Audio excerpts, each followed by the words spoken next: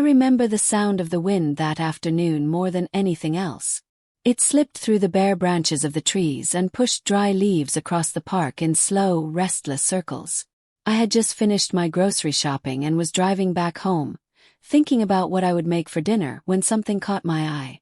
3 suitcases. They were standing beside a wooden bench near the old fountain.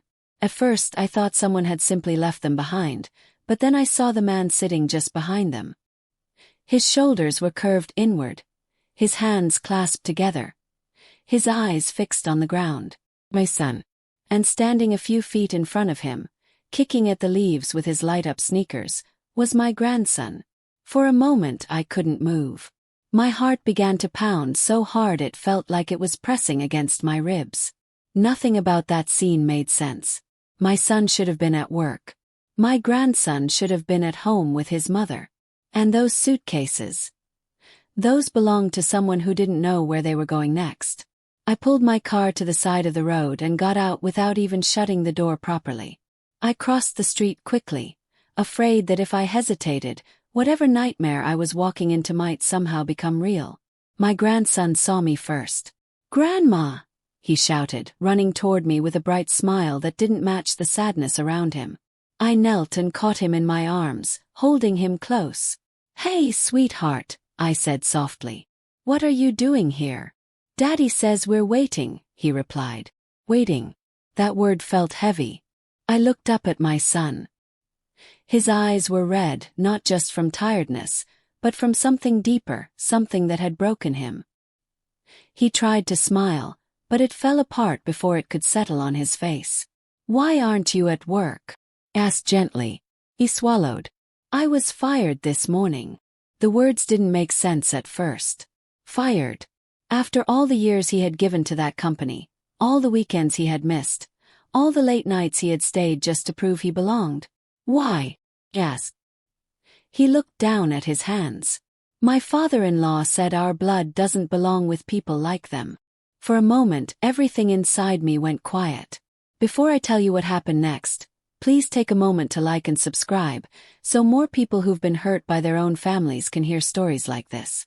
My grandson tugged on my sleeve. "Grandma, can we go home?" I knelt in front of him and brushed his hair away from his eyes. "Yes, baby. We're going home." I stood up and looked at my son. "Where is your wife?" "At her parents' house," he said quietly. "She changed the locks while I was at work. Had my things put outside. Said her father was right. Said I should have known my place." There was no anger in his voice. Only exhaustion and shame, as he had already accepted that he had lost something he would never get back. "Get in the car," I said. He looked at me surprised. "Mom, I don't have anywhere to go." "You do now." We loaded the suitcases into my trunk. My grandson climbed into the back seat and immediately started asking for juice, because children don't understand endings, only comfort. My son sat beside him, staring out the window like he was watching his life drift away. We drove in silence for a while. The city passed by in a blur of gray buildings and traffic lights.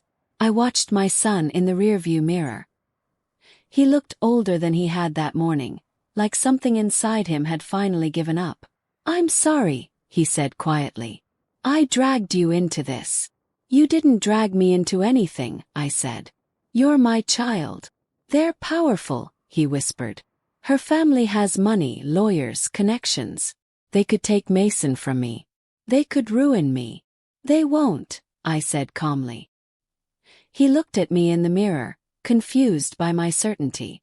He didn't know what I knew. He didn't know that the house his in-laws lived in was still under my name. He didn't know that the accounts they depended on were ones I had quietly secured years ago. He didn't know that the woman they thought was small had been keeping careful records for a very long time. We reached my home just as the sun was setting. The porch light flicked on automatically, bathing the doorway in warm yellow light. I helped them inside, made soup, and gave my grandson his favorite blanket. He fell asleep on the couch almost instantly. My son sat beside him, watching him sleep like he was afraid he might disappear. That night, after the house had gone quiet, I sat alone at my kitchen table. The clock ticked softly on the wall. Took out my phone. Not to beg. Not to argue. But to prepare. Because the people who had just humiliated my son and thrown him out of his own life had no idea who they were really dealing with. And that was the moment everything began to change. The house felt different that night, quieter and heavier, as if it were holding its breath along with me. I could hear my grandson's soft breathing from the living room where he had fallen asleep on the couch, and the faint creak of the floorboards upstairs as my son moved around, trying to settle into a space that wasn't his own.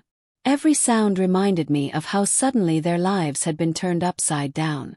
I sat at the kitchen table with my phone in my hand, staring at the screen. For years, I had kept my involvement in their lives light on purpose. I wanted my son to feel strong on his own, not sheltered by his mother's shadow. But there was a difference between letting someone grow and letting them be destroyed. I scrolled through my contacts until I found the name I was looking for. Robert. My attorney. He had been with me for decades, through business deals, property purchases, and quiet protections I had put in place for my family without ever making a show of it. He picked up on the second ring. "Is everything all right?" he asked. "No," I said. "And I need you." He didn't ask questions. He never did when my voice sounded like that. "I'll be there in the morning." I set the phone down and looked around my kitchen. It was small and warm, nothing like the grand dining rooms of my son's in-laws, where every meal felt like a performance. I thought about all the times I had sat at their long, polished table, listening to them talk about pedigree, old money, and how certain families simply didn't belong in certain circles. I had smiled politely through every insult, every sideways glance, every subtle reminder that they believed they were better than us. I had kept quiet for my son.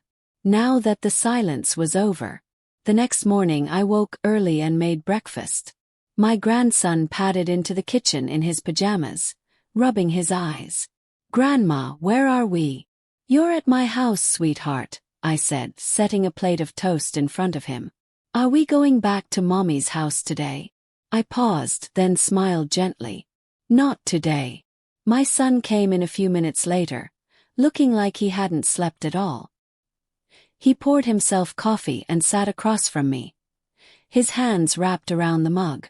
"I don't know what to do," he said quietly. "They took everything. My job, my home. They're going to try to take Mason too. Her father already called a lawyer." "They won't take him," I said. "You keep saying that," he replied. "How do you know?" I met his eyes. "Because some things in this world are not as simple as they think." Before he could ask what I meant, there was a knock at the door. Robert stepped inside, carrying a slim black briefcase. He nodded to my son and then looked at me. "Tell me everything," he said. I did.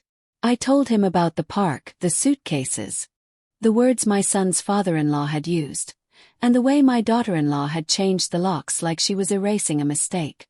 Robert listened without interrupting, his expression growing more serious with every detail.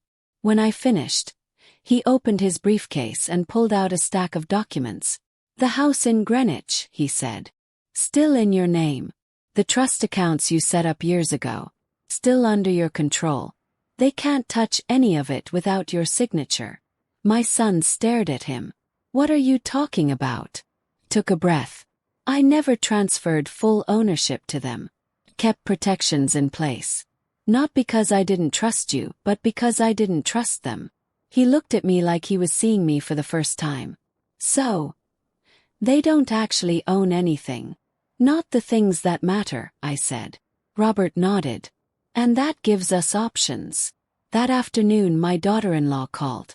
I didn't answer right away. I let it ring until she called again and then a third time. "What do you want?" I asked calmly. "This is a misunderstanding," she said, her voice tight. "My father was angry. Things got out of hand." "Did they?" I asked. "Because changing the locks doesn't feel like a misunderstanding." She hesitated. "Nathan needs to apologize. To my family. If he does that, maybe we can talk." I almost laughed. "You want my son to apologize for existing? You don't understand how things work in our family," she said. Respect is everything. Then you should have shown some. The line went quiet. I hung up and looked at Robert. They think they have him cornered.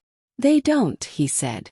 That evening, I sat with my grandson on the couch, reading him a story while my son watched from across the room.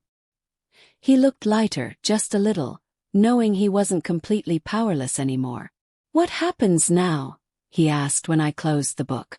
Now, I said, we let them make their next move.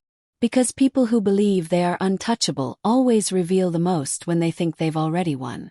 And I was ready to watch them do exactly that. The first night after the papers were filed, none of us slept well. My grandson cried out in his sleep twice, calling for his mother, and every time I went to comfort him, I felt the quiet ache of a child who had been torn between adults who no longer remembered what love was supposed to look like. My son sat on the edge of the guest bed, staring at the floor as if it might suddenly give him answers. I sat alone in the kitchen, drinking tea that had long gone cold, listening to the clock tick on the wall. Each second felt heavier than the last. I wasn't afraid. Not for myself. I was afraid for the boy sleeping down the hall and the man who had trusted the wrong people with his heart. By morning, the war had already begun. Robert arrived early, carrying a thick folder under his arm. His expression told me everything before he even spoke. They've retained one of the most aggressive law firms in the state. Of course they have, I said. They're trying to file an emergency motion to take your grandson out of this house. They're claiming Nathan is unstable and that you're an unsuitable guardian. My son's face went pale. They're lying. I know, Robert said. But lies can still be dangerous if they're dressed up as legal arguments.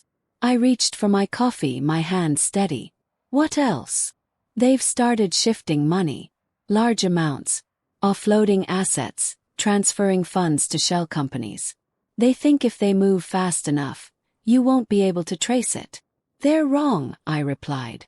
My son stared at me. How can you be so sure?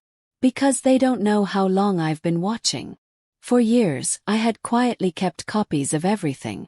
Property deeds, business statements, trust documents.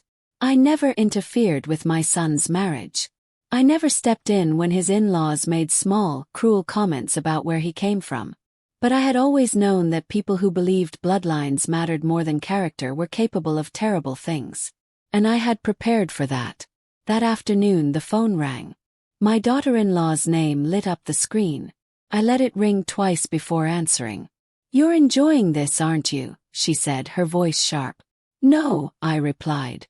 "I'm enduring it." "You think you're clever," she snapped. "My father says you don't know who you're dealing with." "He's right," I said calmly. "He doesn't know who he's dealing with either." She hung up on me. That evening, my son came into the kitchen and sat down across from me. "They called me," he said quietly. "They said if I don't sign the divorce papers and give up custody, they'll make sure I never work again." "They've always confused control with love," I replied. "But what if they do it?" he asked. "What if they ruin me?" "They won't," I said. "Because people who move in the dark are afraid of the light." Over the next few days, we watched them unravel. Every move they made left a trace. A hurried wire transfer, a rushed property sale, a sudden legal filing filled with half-truths. Robert and his team gathered everything, building a picture of desperation disguised as confidence. Then came the knock on the door. My daughter-in-law stood there with her father, both of them wearing smiles that didn't reach their eyes. They stepped inside like guests who believed they still owned the place. "We should talk," her father said. "We are," I replied. He sat down, folding his hands together. "Let's end this quietly. We're willing to be generous." "You've never been generous," I said. "You've been afraid." His jaw tightened. "You don't understand how this world works." "I do," I said softly. "It works on secrets. And yours are starting to leak." I slid a stack of papers across the table. His eyes scanned them, and for the first time I saw something flicker in his gaze. "Where did you get this?" he demanded. "From the places you didn't think to hide," I replied. They left without another word, their power slipping through their fingers like sand. That night, I tucked my grandson into bed and kissed his forehead. "Are they still mad?" he asked. "They're just confused," I said gently.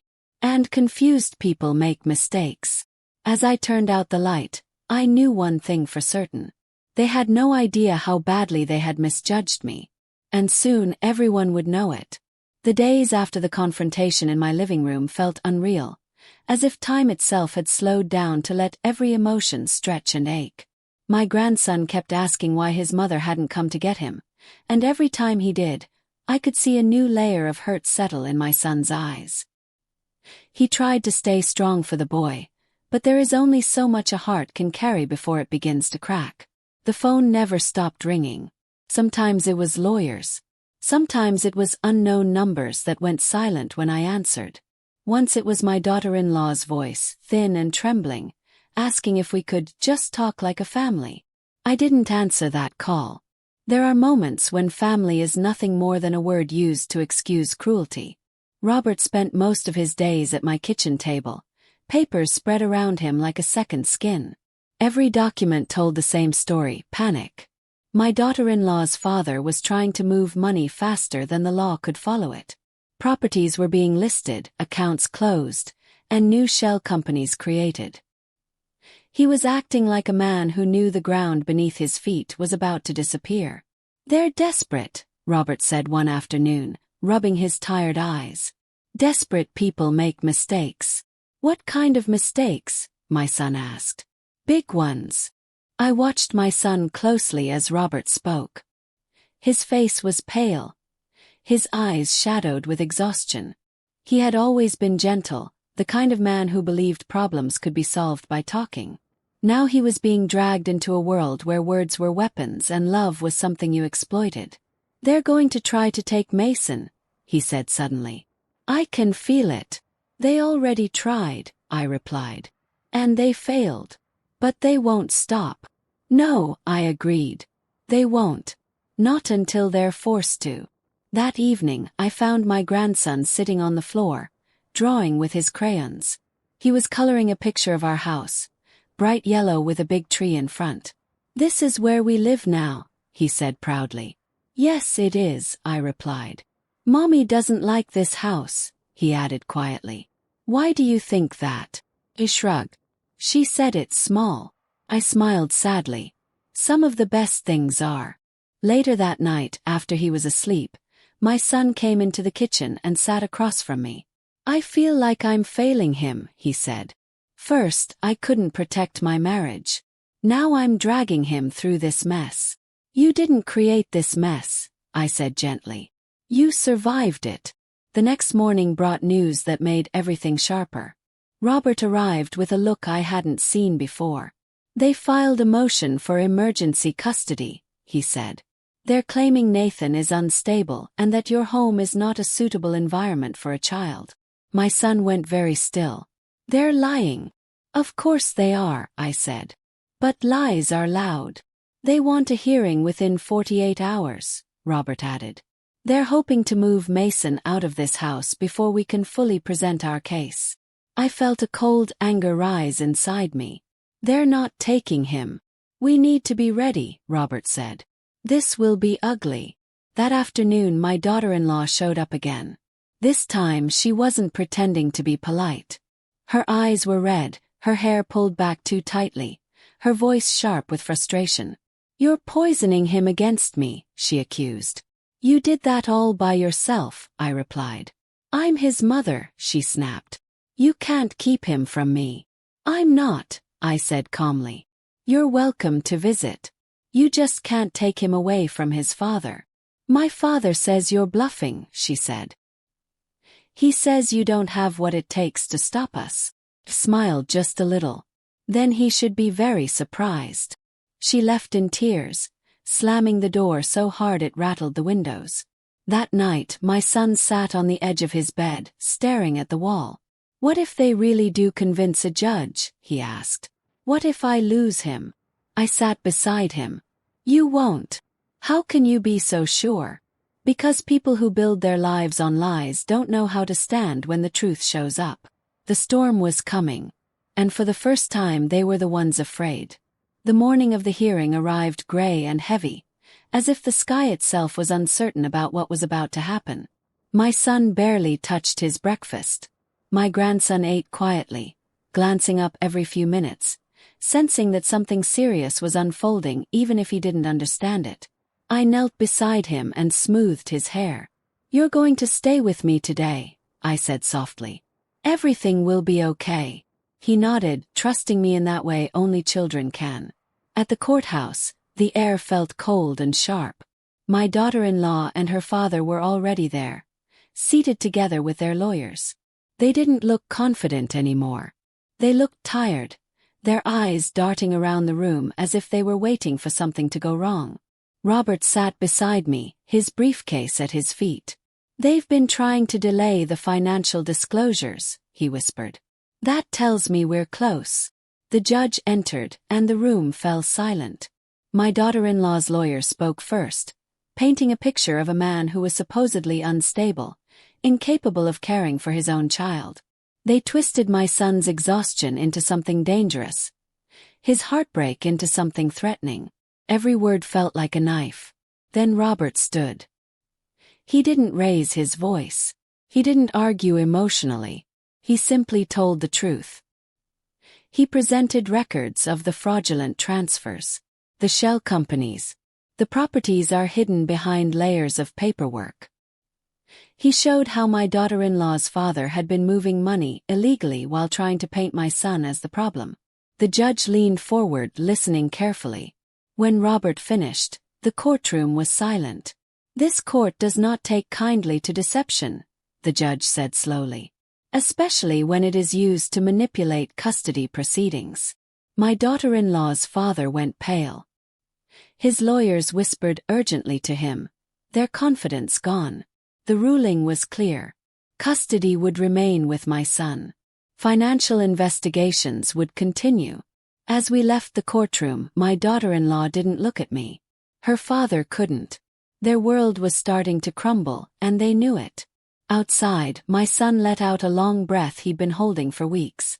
"We did it," he whispered. "We protected what matters," I replied. We walked back to the car together, the weight of the past few weeks slowly lifting. It wasn't over yet, but the worst of it had passed. And for the first time in a long while I felt something close to peace. The courthouse had given us a victory, but victory never feels as loud as defeat. When we walked out that day there were no cheers, no celebration. Just a quiet, careful kind of relief that settled over my son like a thin blanket. He held my grandson's hand tightly, as if letting go for even a moment might allow someone to take him away again. I understood that feeling. Once your family has been threatened, safety no longer feels like something you can assume. It becomes something you guard. Back at my house I made tea and set it on the table. My son barely touched his. He kept watching his child, who was now on the floor with his toy cars, humming softly as if the world were once again simple. "I still don't believe it's over," my son said. "People like them don't just walk away." "They won't," I replied. "They'll be forced to." That evening Robert called. His voice was different this time, sharp, alert. "The financial investigators have started moving. Several of your daughter-in-law's father's accounts have been frozen. The banks want answers." "Good," I said. "They're digging into the offshore transfers and the shell companies we found. It's moving faster than we expected." I hung up and looked around the room. My grandson was laughing now, making his cars crash together in a way that felt wonderfully loud after so many weeks of tension. I held on to that sound. It reminded me why all of this mattered. Over the next few days, the phone rang constantly. Lawyers, accountants, old business partners of my daughter-in-law's father who suddenly realized something was wrong. People who had once treated him like royalty now spoke his name with suspicion. My daughter-in-law came to my house again, but this time she didn't walk in like she owned the place. She stood on the porch, arms wrapped around herself, eyes darting nervously. "My father says everything is falling apart," she said. His partners think he stole from them. The banks are watching him. You did this. No, I replied. He did this. You could stop it, she said. You could tell them to back off. I couldn't even if I wanted to, I said. Truth has a way of moving on its own. She sank into a chair, suddenly looking much younger than she was. I never wanted it to go this far. You wanted power, I said gently. You wanted a family that made you feel important. She said nothing. That night, my son and I sat in the living room after my grandson had gone to bed. I feel like my whole life was a lie, he said. I thought I was building something real with her. I thought her family accepted me. They never accepted you, I said. They tolerated you because you were useful. He nodded slowly, as the truth hurt too much to argue with. 2 days later, the news broke. A major investigation had been launched into my daughter-in-law's father's financial dealings. The articles didn't mention us by name, but I knew exactly what they were talking about. Offshore accounts, fraud, tax evasion, illegal property transfers.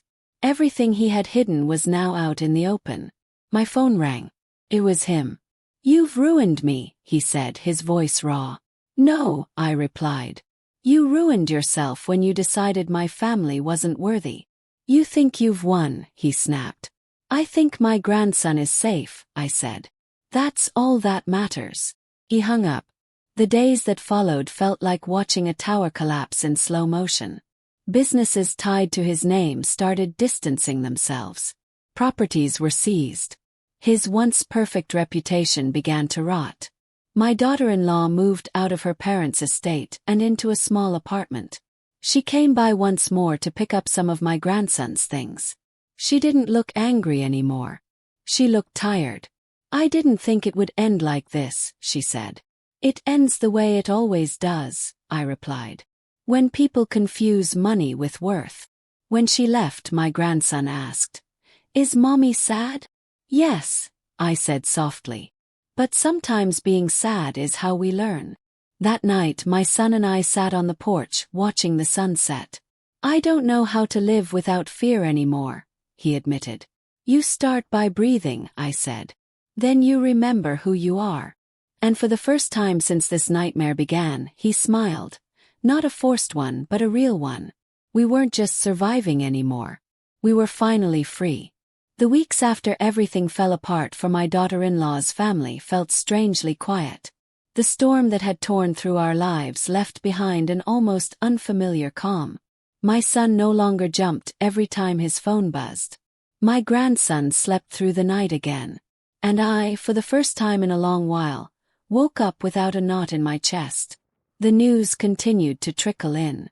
Investigations, frozen accounts, lawsuits from former partners who suddenly realized how much money had vanished.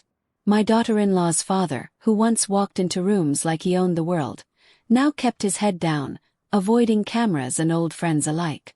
Power, I had learned, disappears faster than people think. But inside my home, something better was growing. My son started rebuilding his life piece by piece. He found work with a smaller company that valued his honesty more than his pedigree. He came home tired, but in a different way, the good kind of tired that comes from earning something honestly. He laughed more. He slept better. Slowly. He began to look like the man I remembered before all the cruelty had crept into his life. My grandson flourished. Without the constant tension, he became lighter, more playful. He brought home drawings from school, pictures of our house with big windows and smiling stick figures. This is us, he would say proudly. And for the first time that felt true. My daughter-in-law came to visit one last time. She looked different, less polished, more real. I didn't understand what I was losing, she said quietly. I thought my family's power would protect me. Power doesn't protect anyone, I replied. Love does. She nodded, tears in her eyes, and left. One afternoon, my son and I sat on the porch watching my grandson chase butterflies across the yard. I don't know how to thank you, he said. You don't have to, I replied. Just be here for him. That's enough. As the sun dipped low, painting the sky in soft gold, I realized something important.